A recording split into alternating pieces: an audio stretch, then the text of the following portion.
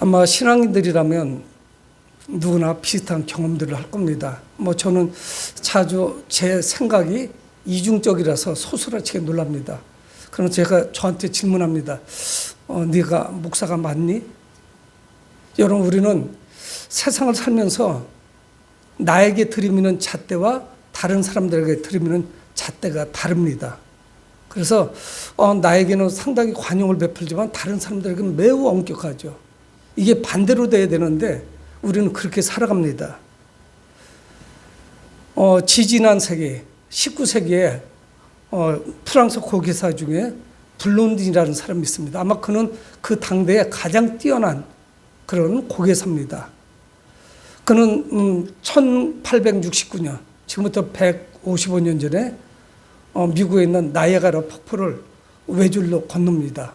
아마 세계 최초로 외줄을 걸어놓고 그 외줄을 어떤 도구의 도움 없이 건너갑니다.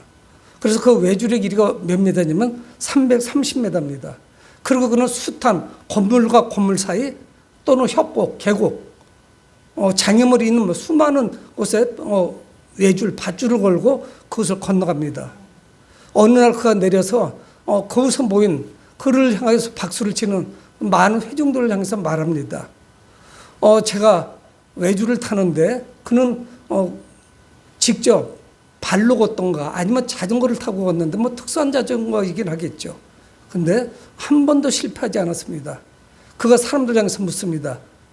제가 다음번 또 이번에도 계속적으로 그 외줄을 타는데 성공할 것이라고 믿습니까? 하니까 사람들이 예 하면서 모두가 박수를 치면서 환호를 합니다. 당신은 실패하지 않습니다. 그러시다면은 그러면서 블론딘이 묻는 거예요. 그곳에 모인 사람들, 그러면 제가 지금 도전을 할 건데 제 등에 업혀서 건너실 분 나오십시오 하니까 싸늘해지는 거예요. 아무도 나오지 못합니다. 여러분, 우리는 신앙생활을 하면서 내가 알고 있는 믿음, 하나님의 말씀, 여기에 대해서는 해박한 지식을 가지고 있지만 내 삶에 적용하기 너무 어려운 거예요. 그 블론딘이 분명히 이번에도 실패하지 않고 이곳을 건너가겠지만 그건 내가 확신하고 믿습니다. 하지만 내가 직접 등에 올라타서 가는 거는 이거는 자신 없어요. 믿음이 이중적이라는 거예요. 그래서 이게 참 믿음 생활하는 저희들이 괴롭습니다. 믿는다는 것이, 내가 고백하는 것이 내 삶을 통해서, 행동을 통해서 드러나야 되는데 이게 잘 안 돼요. 우리는 그만큼 연약합니다. 그래서 타인에게는 엄격한 잣대를 들이밀고 나는 아무 것이나 다 해도 되는, 나에게는 아주 넉넉하게 너그럽고 면죄부를 주는 이런 삶을 살아가죠. 그래서 우리는 종종 보면은 신앙의 연조가 깊으면 깊을수록 아주 편협해요. 용서하지 못합니다. 그래서 남의 잘못에 대해서 계속적으로 비판하고 정죄하고 까다로워요. 그러면 자기는 잘하느냐? 그렇지 못해요. 나도 여전히 부족한 그런 사람입니다. 여러분, 그 당시 예수님께서 오늘 이제 8장에서 말씀을 하시는데 이 당시 종교인들, 우리하고 별반 다르잖아요. 너무나도 흡사해요. 닮아 있어요. 그래서 이들은 이제 7장에 보면은 예수님을 잡고자 하는 이런 노림수를 갖고 있는 것을 봅니다. 그래서 7장 4절에도 그 중에는 그를 잡고자 하는 자들도 있으나 손을 대는 자가 없었다. 7장 4절 누구를 잡으려고 해요? 예수님을 잡으려고 하는 거예요. 두 번이나 연속 예수님을 잡으려고 하는 그런 무리들이 있습니다. 근데 그들이 다 누구냐면 하나님을 정말 잘 믿고 있는 그런 바리새인이나 서기관들, 종교 지도자들이에요. 요즘으로 말하면 목사님이나 장로님, 권사님, 안수집사, 믿음이 좋다고 하고 기도 많이 하고 새벽 기도하고 헌금 잘 드리는 이런 사람들이에요. 삶을 통해서 뭔가 깨달아지는 것이 없단 말이에요. 그러니까 이 예수님을 정말 자기들의 어떤 사역 또는 자기들이 하는 일에 대해서 예수님은 이루 말할 수 없는 눈의 가시예요. 예수는 그거를 파괴하려고 하십니다. 이날도 8장 1절에 오늘 본문에 보면 예수는 감람산으로 가시니 아침에 다시 성전으로 돌아오시니 백성이 다 나오는지라 앉으사 그들을 가르치셨다 말씀하고 있어요. 예수님은 이제 감람산을 거쳐서 성전에 오셨고, 성전에는 누가 있습니까? 당연히 하나님을 제사 드리는 사람들이 많죠. 종교인들이 많습니다. 제사장들이 있고요. 종교 지도자들이 있어요. 교회에 늘 상주하는 사람은 누굽니까? 목사예요. 성도님들이 아닙니다. 그래서 자칫하면 목회자가 제일 거룩한 것 같아 보여요. 실상하고 좀 다를 수 있어요. 예수는 성전에서 가르치고 있습니다. 예수님도 이 성전을 책망하신 적이 있었죠. 이거 기도하는 집인데 강도의 소굴로 만들었다. 장사치들만 많은 거예요. 여러분, 교회 기능이 여러 가지가 있을 수 있지만 교회가 매번 주일마다 왁자지껄하게 바자회만 연다. 그게 교회예요? 그 상가지? 물론 상가가 필요하면 교회가 상가가 될 이유는 없죠. 여기가 친목을 다지는 곳이다? 친목해 나가서 해야죠. 교회는 그런 것이 아니죠. 그런데 그때 엄청난 일이 벌어집니다. 3절에 서기관들과 바리새인들이, 성경 말씀에 서기관과 바리새인, 이들은 뭡니까? 이스라엘의 어떤 영적인 문제, 정신적인 문제를 이끌고 가는 자들이에요. 중심적인 인물들이에요. 성경에 대해서 가장 많이 합니다. 하나님을 잘 알고 있어요. 이런 사람들이 현행범을 하나 잡아왔어요. 현장에서 잡혔어요. 이건 뭐 어떻게 해볼 도리가 없습니다. 성경을 계속 읽어보면 3절에 서기관들과 바리새인들이 음행 중에 잡힌 여자를 끌고 와서 가운데 세우고, 큰일 났어요. 음행 중에 잡힌 거 가늠하다가 걸렸어요. 그것도 현행범입니다. 그래서 사람들 무리가 있는데 성전에 많은 사람들이 출입을 하고 있겠죠. 이곳저곳에 들어오고 나가고 들락날락 합니다. 사람들이 많이 모였는데 공교롭게도 예수님도 거기 계셨어요. 그런데 사람들 무리 가운데 여인을 세웠습니다. 이제 아주 살벌한 풍경이 벌어질 거예요. 그런 장면이 나타날 겁니다. 여러분, 이게 4절에 보면 예수께 말하되 선생님, 이 여자가 가늠하다가 현장에서 잡혔습니다 이러거든요. 3절 4절 보면 이건 현행범이에요. 뭐 특별한 증거가 필요치 않아요. 증인이 나왔으니까, 봤으니까 들켰어요. 여러분, 그런데 이것도 가장 추한, 가늠하다 걸린 겁니다. 가늠이 혼자 가늠이 이루어지나요? 남자 여자가 이루어지는 거 아니에요. 근데 어떻게 된 건지 이게 잡혔습니다. 뭐 특별한 증거가 필요치 않아요. 현장을 덮쳤으니까. 그러니까 누구도 여인을 두둔하거나 아니면은 여인을 변호할 수가 없습니다. 왜? 현행범이니까. 이거 어떻게 해야 돼요? 현장에서 잡혔는데. 그리고 이 거룩한 성전으로 그 여인을 끌고 왔습니다. 이거는 진퇴양난이죠. 여러분, 이 간음죄라는 걸 생각을 하면은, 간음죄는 혼자일 수가 없어요. 강도나 도둑이나 살인이나 이런 거는 혼자 범할 수 있지만 이 간음죄는 쌍벌이에요. 근데 참 신기한 게 뭐냐면 남자는 어디로 빠져나가고 여인만 붙잡혀 왔어요. 여러분, 그러니까 이 당시에 그 상황을 알 수가 있어요. 율법이나 종교가 굉장히 여인들에 대해서 폭력적이에요. 여러분, 이게 굉장히 폭력적입니다. 말씀을 빙자해서 누군가를 공격하고 폭력하는 거예요. 공격성이 강해요. 이거 율법에 잘못된 거예요. 이건 문제가 심각합니다. 이건 벌을 받아야 돼. 근데 참 웃기는 것이 남자는 빠져나갔어요. 왜 못 잡아왔죠? 뻔한 그 얼굴들일 텐데. 그리고 그 현장을 덮쳤다는 것은 이미 어떤 준비가 다 돼 있음을 알 수가 있어요. 증인 2명 이상이 있어야 돼요. 그래야 형벌이 성립이 됩니다. 지금까지 카메라로 찍거나 휴대폰으로 찍으면 간단하죠. 동영상에 남기면 되죠. 근데 이거는 증인 2명이 있어야 돼요. 한 명의 증인은 증거 채택이 안 됩니다. 현장을 덮쳤다고 했더라도. 근데 남자는 사라져버렸어요. 이게 뭔가 좋지 못한 냄새가 나요. 이 여인만을 처벌하려고 하는 뭐 그런 어두운 그림자가 비쳐요. 서기관들과 바리새인들은 율법을 빙자해서 말합니다. 그래서 5절에 모세는 율법에 이런 자들을 돌로 치라 명하였거니와 선생은 어떻게 말하겠습니까? 이렇게 질문하는 거예요. 잡아가지고, 여러분 이게 굉장히 불손한 자세예요. 왜 그러냐면 바리새인이나 서기관들 중에 사내들인 공회 회원들이 있습니다. 그래서 그들이 벌을 줄 수 있어요. 벌을 줄 수 있는데 어떻든 사형은 함부로 처할 수가 없어요. 로마의 지배를 받고 있기 때문에. 사형죄는 로마 총독이 관할하는 거예요. 유대인들이 유대인들을 죽일 수는 없어요. 다른 거는 처벌하지만. 그리고 사내들인하고 긴밀하게 연결되어 있기 때문에 이게 재판의 문제라면 그들에게 끌고 가야 돼요. 예수님께 끌고 왔다는 것 자체가 아주 불손한 뭔가가 있는 거예요. 꿍꿍이 속에. 그래서 예수님을 좀 골탕을 좀 먹여야겠다. 그러니까 그들의 질문이 뭡니까? 선생의 이 여자가 간음하다가 현직에서 잡혔는데 모세는 율법에 이런 사람들을 돌로 치라고 했습니다. 그 어떻게 할까요? 이거 진퇴양난이죠. 어떻게 할 거예요? 아마 우리 같으면 때로 몰려들어서 막 정죄를 할 거예요.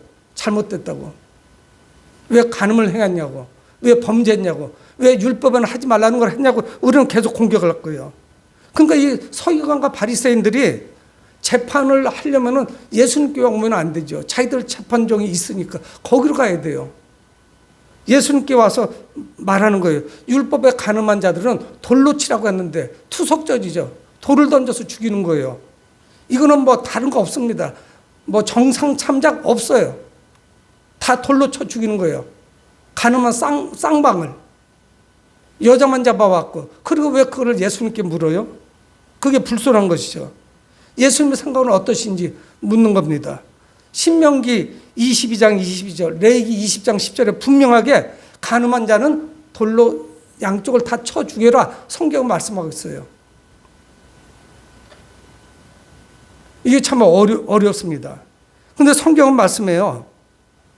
6절에 그들이 이렇게 말하면 고발할 조건을 얻고자 해서 예수님을 시험하는 것이래요. 예수님을 시험하려고. 지금 예수님이 딱 걸렸어요. 예수님은 아주 난감한 처지입니다. 왜 그러냐면 돌로 쳐라 이렇게 말씀하면 어때요? 율법은 잘 지켰는데 예수님은 늘 사랑에 대해서 말씀했는데 이거는 사랑을 어긋나는 거죠. 늘 예수님은 사랑하라, 원수까지 사랑하라, 사랑하라, 사랑하라 했는데 간음한 여인을 돌로 쳐라? 율법은 지키지만 사랑을 실천하지 못했어요. 이율배반적이에요. 이중적이에요. 아주 위선자예요, 예수님은. 근데 또 하나는 뭐냐면 돌로 치지 말아라. 그러면 유대인으로서 이건 율법을 벗어나는 거예요. 율법에 나와 있는 말씀을 감히 누가 하라 하지 마라 할 수가 있겠어요. 그대로 해야 되는데. 그러니까 이게 진퇴양난이죠. 그러니까 어느 쪽으로 가든 예수님은 올무에 잡힙니다. 허구예요. 위선자예요. 하나를 포기해야만 되니까 돌로 치던가 치지 말던가. 근데 다 문제가 있습니다. 여러분 중요한 사실은 무엇이냐? 여인 한쪽에게만 엄격한 잣대를 들이민다는 사실이에요. 힘이 없으니까. 응? 여인에게만 가혹해요. 남자 잡아와야죠. 찾아와야죠. 그래서 우리의 잣대는 이중적이에요. 이 지금 종교 지도자들, 서기관들과 바리새인들은 남자를 처벌하는 건 관심이 없어요. 여인을 처벌하고 이거를 통하여 예수님은 저 사람은 엉터리, 거짓교사야. 이래서 밀어내려고 하는 거예요. 저 사람들은 이중적이야. 위선자야. 여러분 우리는 세상에 나와서 크리스찬으로서 저 사람 예수쟁이들은 참 이중적이, 이중인격자 이런 소리 듣기가 십상이라고요. 말씀은 너무 잘 알고 있는데 실천을 못하는 거예요. 여러분 사랑의 실천이 없는 종교, 그 율법 이거는 늘 폭력적이에요. 여러분 한국 교회다 비판하는 거 매우 좋아해요. 이거는 이렇다 저건 저렇다. 제가 동성애에 대해서 몇 번 얘기했어요. 동성애에 대해서 공격하는 건 좋은데 그런 식의 공격이 되면요 그들이 와서 회개할 기회를 아예 원천적으로 봉쇄시키는 거예요. 여러분 용서받지 못할 죄인이 누가 있어요? 그들이 교회 와서 회개하고 동성애를 끊도록 도와줘야 되는 거지, 동성애는 나쁘다고 공격을 해서 교회를 아예 못 들어오면은 그 영혼을 누가 책임질 거예요. 근데 우리는 너무 쉽게 정죄를 해버려요. 아니, 살인범도 용서를 해주는데 왜 동성애자는 용서를 못 해줘요? 회개하도록 해야지. 기회를 줘야 되잖아요. 유독 우리는 동성애에 대해서 아주 냉철합니다. 그것뿐이 아니죠. 우리 입맛대로 재단을 해버려요. 어느새 우리도 서기관과 바리새인으로 바뀌어버렸어요. 변질됐어요. 여러분, 이 신앙이라고 하는 것, 종교라고 하는 것이, 우리 믿음이라고 하는 것이 예수님의 이름, 하나님의 이름을 빙자해서 다른 사람들을 가혹하게 매장시킵니다. 제기할 수 있는 기회조차도 안 줘요. 우리 아니면 다 원수예요. 이렇게 되면 이건 곤란해요. 이제 예수님이 곤란해져서 예수님이 대답을 하셔야 되는데 무슨 대답을 하셔야 될까요? 예수님은 그런데 6절 하반절에 보면 예수께서 몸을 굽히사 손가락으로 땅에 쓰셨다 이렇게 말씀해요. 예수님은 뭐를 성경에서 처음으로 글을 쓰는 장면이 나와. 글을 썼는지 그림을 그렸는지 알 수 없어요. 낙서를 하셨는지. 어떠한 예수님이 허리를 구부리고 땅바닥에 뭔가를 쓰셨어요. 뭘 쓰셨는지 신학자들은 여러 가지 말씀을 해요. 근데 저는 목사로서 예수님이 그런 단어를 쓰지 않으셨을까? 길게 문장을 못 썼을 거고, 자비 또는 긍휼, 사랑 이런 단어를 쓰지 않으셨을 거예요. 저는 뭐 그렇게 하나님의 말씀 묵상합니다. 아니, 성경 그런데 뭐라고도 말씀은 안 해요. 예수님과 종교 지도자 사이에 잠시지만 침묵이 흐릅니다. 모든 사람들이 예수님의 입을 바라보죠. 뭐라고 말씀하실 것인지. 치라고 하려나 치지 말라고 하냐, 없던 일로 하자고 할 건가. 사람들이 아주 궁금했을 거예요. 어떻든 이 가늠한 여인도 그렇고 예수님도 빠져나갈 구멍이 별로 없어요. 어떻든 이 문제를 해결해 뒤로 돌아설 수 있지 지금은 아주 난감해요. 아마 사람들도 예수 이번에 잘 걸렸다. 이상한 교리를 이상한 진리라고 해서 그걸 갖다 가르치는데 이번에는 이제 빠져나가지 못한다고 생각을 했을 겁니다. 잔인하죠. 여러분, 우리 신앙에 하나님의 신앙이 실종되면은 무자비한 폭력이 돼요. 사람이 얼마나 잔인해지는지 몰라요. 그리스도인들조차도. 여러분, 얼마나 많은 종교 전쟁을 일으켰습니까? 종교 이름을 빙자해서 전쟁을 한 거예요. 그래서 상대 적을 완전히 섬멸하는 거예요. 여러분, 이게 그리스도의 사랑입니까? 여러분, 그러니까 이 율법이라는 게 하나님이 주신 말씀, 그 말씀 안에서 복된 삶을 살아가도록 주신 그 말씀이 폭력의 도구가 된 거예요. 봐, 하나님의 말씀이 이렇게 써 있잖아. 가늠했으니까 돌로 쳐야지. 그래서 당신은 어떻게 생각하십니까? 통일을 구하는 거예요. 어떻든 지금은 어려운 그런 상황이죠. 예수님께 대한 질문이 계속됩니다. 예수님 바로 대답을 안 하셨어요. 예수는 바닥에 무엇인가를 쓰고 계셨습니다. 그래서 7절에 그들이 묻기를 맞이하냐는지라 몇 차례 예수님께 자꾸 묻는 거예요. 대답을 종용하는 거죠. 뭐라고 생각하십니까? 묻는 거예요. 근데 예수님께서 그때 입을 여십니다. 우리 7절을 같이 한번 읽어보도록 하겠습니다. 함께 읽습니다. 시작. 그들이 묻기를 맞이 아니하는지라 이에 일어나 이르시되 너희 중에 죄 없는 자가 먼저 돌로 치라 하시고. 예수님 말씀 뭐냐면 일어나시다가 딱 한 말씀 하신 거예요. 너희 중에 죄 없는 자가 먼저 돌로 쳐라. 이제 이 공이 예수님으로부터 거기에 모인 자들에게 다 돌을 하나씩 들었을 겁니다. 예수님이 대답이 끝나는 순간에 돌을 던지면 돼요. 그럼 머리에도 맞고 피를 철철 흘리면서 여인은 죽을 거예요. 근데 예수님 말씀 뭐냐? 너희 중에 죄 없는 자가 먼저 돌을 들어서 치라는 거예요. 예수님의 입에서 전혀 예상하지 못한 답변이 나왔습니다. 이건 뭐라고 해야 되죠? 이제는 종교 지도자들, 거기에 모인 사람들이 돌을 하나씩 들은 사람들이 답변을 해야 돼요. 내가 죄가 없으니까 내가 먼저 치겠다고 하던가 뭔가 그들이 이제 결정을 해야 돼요. 죄 없는 자예요. 그런데 예수님이 8절에 다시 몸을 굽혀 손가락으로 땅에 쓰셨어요. 그들의 이제 하는 행동과 답을 기다리셨겠죠. 땅에다 뭐를 쓰시는데 여기에서도 예수님 무엇을 쓰셨는지 정확하게 말씀하지 않습니다. 어떻든 예수님의 입에서 나온 말씀은 그 종교 지도자들에게 치명타를 때렸어요. 어떻게 행동할 수가 없습니다. 여러분, 이 종교 지도자들은 어떻게 됐습니까? 심판하는 자리에 있었어요. 심판하는 게 얼마나 쉬운지 몰라요. 말씀을 빙자해서 하나님 말씀을 인용해서 누군가를 공격하는 거, 이거는 매우 매우 쉬워요. 근데 어때요? 죄 없는 자라고 말씀하셨으니까 예수님이 너희들은 그럼 죄가 없느냐 물으시는 거니까 이제는 그들이 난감해진 거예요. 뭐라고 말을 해야 될지 모르겠어요. 이제는 심판하는 자리에서 심판받는 자리로 바뀌었어요. 내가 이제는 돌을 던지다가 돌을 놓던가 둘 중에 하나를 택해야 돼요. 누가? 종교 지도자들이. 지금까지는 청산유수로 말을 잘했는데 이제는 자기들이 행동해야 돼요. 여러분, 근데 문제는 뭐냐? 거기에 모인 사람들 중에 죄가 없는 사람은 없었어요. 누구나 할 것 없이 다 죄인이었어요. 그러니까 돌을 던질 수 있는 자격이 있는 사람은 하나도 없었던 거예요. 예수님 외에는. 죄가 없는 사람이 누가 있겠어요? 그 중에 대여섯 명은 집안에서 대판, 부부싸움 하고도 왔을 건데, 집기로 식탁 막 집어던지고, 그릇 깨고도 왔을 텐데. 여러분, 그랬더니 그들의 반응이 나타납니다. 9절에. 그들이 이 말씀을 듣고, 예수님께서 하신 말씀이죠. 너희를 가는데 죄 없는 자가 먼저 돌 던져 쳐라 말씀하신 그 말씀에 양심을 가책을 느껴 어른으로 시작하여 젊은이까지 하나씩 하나씩 빠져나가는 거예요. 돌덩어리가 산더미처럼 쌓이기 시작하고 사람들은 거기다 돌 던져놓고 빠져나가는 거예요. 근데 성경은 아주 우리에게 재밌게 표현하고 있습니다. 어른부터 시작하여 하나씩 하나씩 젊은이까지 빠져나가는 거예요. 어른이 더 죄가 많죠. 오래 살면 살을수록 죄가 많아요. 엄청난 죄를 범해요. 오히려 어린아이들이 죄가 없어요. 세상을 분주하게 사는 사람들, 영향력을 끼친 사람들 그 이면을 보면 더럽기가 짝이 없어요. 여러분, 우리가 더럽고 죄인이기 때문에 주님이 필요하지.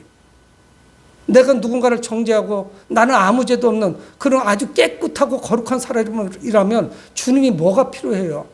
교회가 왜 필요합니까? 그냥 혼자 있으면 되지. 그렇잖아요. 우리 모두가 죄인인데 죄인이라면 우리도 누군가를 정죄할 수 있는 자격이 없어요. 내가 누군데.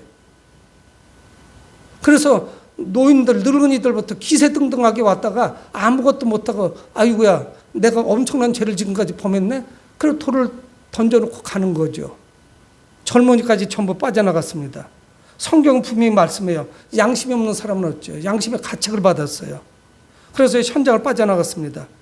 그래서 이제 돌만 수북히 쌓이고 가늠한 여인만 남게 된 거예요.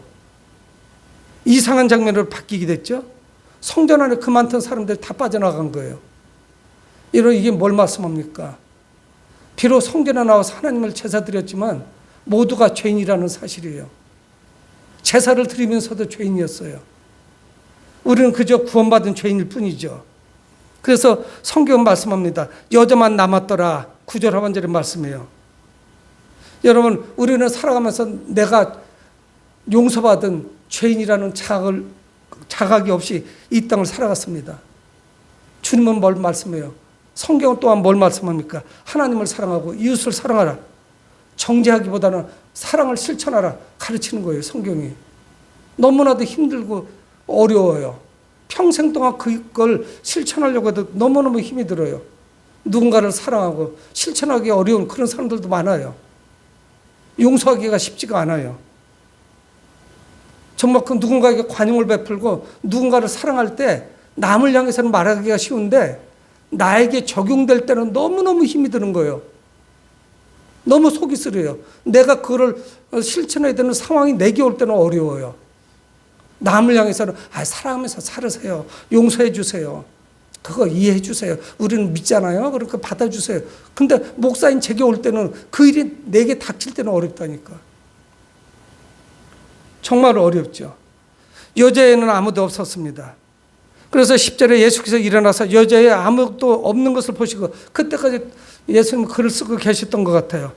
이르시되 여자여 너를 고발하던 그들이 어디 있느냐? 고발하던 이들이 어디 있느냐?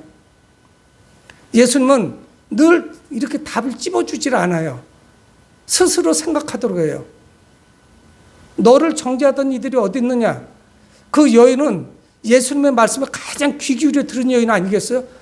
저분이 뭐라고 말씀하든 저분에 따라서 돌에 맞든지 뭐 어떤 상황이 벌어질 그런 차례였어요. 근데 예수님 말씀하시니까 사람들이 다 떠나갔단 말이에요. 이 상황을 이해할 수가 없죠. 죄 없는 자가 돌로 쳐라 했더니 다 빠져나간 거예요.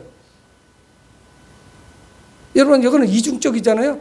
아, 나는 죄인인데, 가늠하다 잡힌 여자인데 돌로 맞아 죽게 생겼구나, 이런 생각도 있는가 하면은 한쪽에 다 도망치는 거 보니까 저 사람들도 죄인이구나, 나만큼. 우리 모두가 죄인이라는 것을 깨닫게 되죠. 예수님은 묻습니다. 여자의 너를 고발하던 사람들이 다 어디 갔느냐? 없죠. 정말 속된 말로 코빼기도 안 보이는 거예요. 다 도망간 거예요. 처음에는 기세등등하게 왔다가. 여러분, 예수님께는 이 가늠한 여자가 가늠한 여인이 아니었습니다. 그저 불쌍한 영혼이에요. 이스라엘을 잃어버린 양이에요. 주님이 찾으시는 그런 죄인들이에요. 여러분, 우리 모두가 그 죄에 크고 작고 그 사이즈가 있을지는 모르지만 모두가 죄인이란 말이에요. 근데 별반 털어보면은 비슷해. 뭐 살인범만 죄인인가요? 우리도 수많은 미움과 증오와 다른 사람을 공격하던 그런 공격성이 현재도 남아있는데,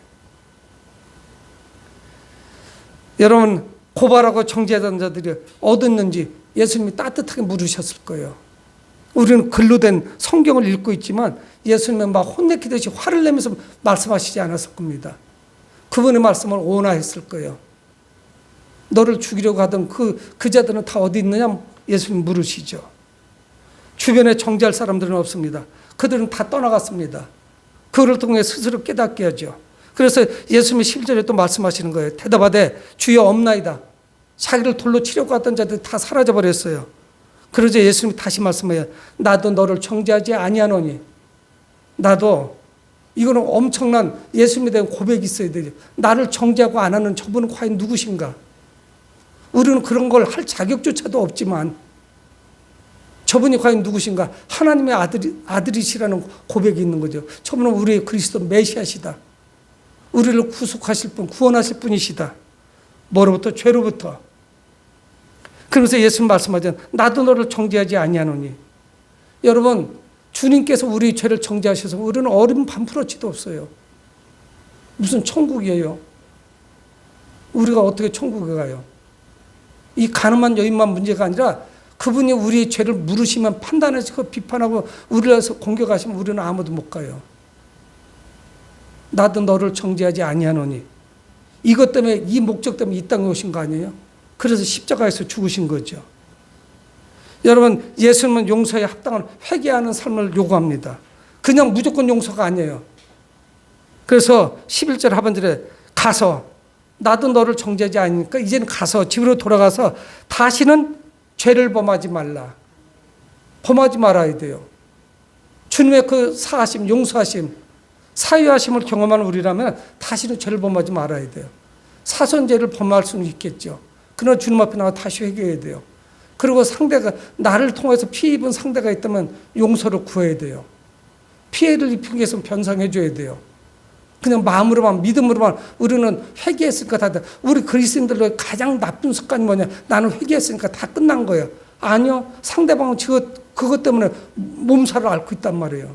나만 끝나면 돼? 내가 가해자인데? 피해자의 마음이 녹아지도록 할 노력이 필요하죠. 너무 쉽게 이야기해요. 누군가를 상처를 주고, 내가 하나님께 기도했으니까, 용서함을 받았으니까 괜찮을 거예요. 하나님은 괜찮으시지만 상대방이 지금 아프잖아요.